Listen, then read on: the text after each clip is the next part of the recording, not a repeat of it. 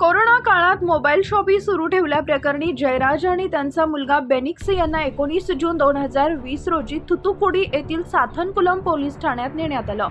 बेनिक्स आणि पोलिसांमध्ये बाचाबाची झाली. या घटनेनंतर पोलिसांनी त्या पिता पुत्राचा रात्रभर पोलीस ठाण्यात अत्यंत क्रूरपणे छळ केला. साथनकुलमच्या न्यायिक दंडाधिकाऱ्यांनी त्यांना न्यायालयीन कोठडी सुनावली.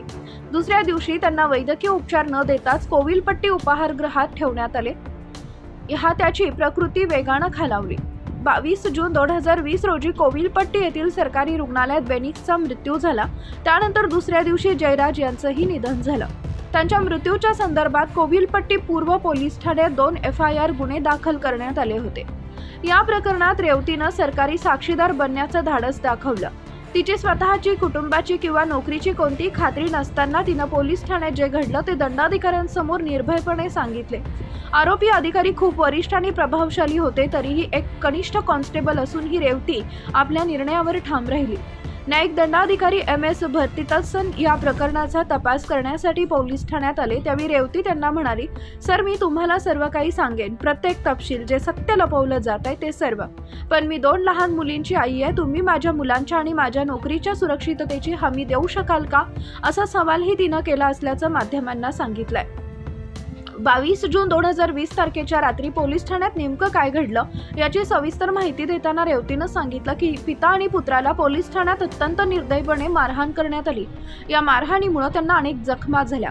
रेवतीनं CCTV फुटेजमध्ये दिसणाऱ्या पोलीस कर्मचाऱ्यांना न घाबरता ओळखले. यामुळे घटनास्थळी त्यांची उपस्थिती सिद्ध करण्यास मदत झाली. हाच पुरावा गुन्हा सिद्ध करण्यासाठी अत्यंत महत्त्वाचा ठरला. रेवती यांनी आपल्या साक्षीत नमूद केलं की पोलीस अधिकाऱ्यांनी पिता पुत्रावर हाती लागेल त्या वस्तूंनी हल्ला केला. इतकंच नव्हे तर त्यांनी आपल्या बुटांनी पीडिताचं गुप्तांग तुडवलं. ते केवळ दारू पिण्यासाठीचे मारहाण थांबवत असत. मी रात्री साधारण 8:50च्या सुमारास पोलीस ठाण्यावर पोहोचले. त्यावेळी आतून कोणाच्या तरी किंचाळण्याचा आणि रडण्याचा आवाज ऐकू येत होता. ती व्यक्ती, अम्मा, खूप दुखतंय, मला सोडून द्या, कृपया मला जाऊ द्या, माझ्याकडून खरोखरच चूक झाली, असं आर्तपणे ओरडत होती. या कोलाहलातच पोलीस ठाण्याच्या आवारात प्रवेश केलेल्या उपनिरीक्षक बालकृष्णन यांचाही अस्पष्ट आवाज ऐकू येत होता. ते ओरडून म्हणत होते, पोलीस ठाण्याच्या आत गोंधळ घालण्याची तुझी हिंमत कशी झाली? तुला स्वतःला काही मोठा समजतोयस का? जेव्हा मी पोलीस ठाण्यात पोहोचले तेव्हा पोलीस अधिकारी आणि कर्मचारी पिता पुत्राला अत्यंत निर्दयीपणे मारहाण करत होते. त्याचं शरीर रक्तानं माखलं होतं. काही वेळानं मारहाण करून झाल्यावर पोलीस निरीक्षकानंच जखमी व्यक्तीकडून जमिनीवर सांडलेलं रक्त पुसून घेतलं. असह्य छळामुळे पिता पुत्र अर्धवट अवस्थेत बेशुद्ध होते. रेवतीनं जयराजला काही हवंय का अशी विचारणा केली. तसेच त्याला कॉफी देऊ केली. मात्र अधिकाऱ्यांनी ती कॉफी तत्क्षणीच झटकून खाली पडली.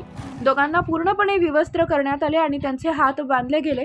तेव्हा ती खोलीतून बाहेर पडली, कारण तो क्रूरपणा पाहणं तिला आता आणखी सहन होत नव्हतं, असंही रेवती यांनी आपल्या साक्षीत नमूद केलंय. रेवतीनं साक्ष देऊ नये यासाठी वरिष्ठ पोलीस अधिकाऱ्यांनी दडपण केलं. सहकाऱ्यांनी गप्प राहण्याबाबत दिलेल्या इशाऱ्याचीही पर्वा न करता रेवती यांनी सत्याचा आग्रह कायम ठेवला.